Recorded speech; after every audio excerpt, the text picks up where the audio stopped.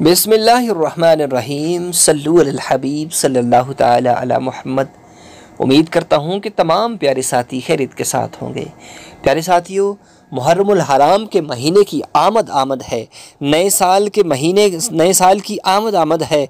तो एक ख़ास वजीफ़ा, एक ख़ास अमल बिस्मिल्लाहिर्रहमानिर्रहीम का जो मैं आपके गोश गुज़ार रखने वाला हूँ, आपने इसको ज़रूर कर लेना है। इंशाअल्लाह पूरा साल इसकी बरकत से आप परेशानियों से महफूज रहेंगे। आपके घर में रिज़्क़ की फरावानी होगी। आपके करना ये है कि किसी वर्के पर स्याही के साथ बिस्मिल्लाहिर्रहमानिर्रहीम 130 मरतबा लिख कर उसको अपनी जेब में रख लीजिए या उसको तावीज़ बनाकर गले में पहन लीजिए। इंशाअल्लाह इसकी बरकत से आप पूरे का पूरा साल हर किस्म की बलाओ वबाओ, बल्कि आपका पूरा घराना हर किस्म की बीमारियों से महफूज रहेगा। सल्लु अलल हबीब सल्लल्लाहु ताला अला मुहम्मद।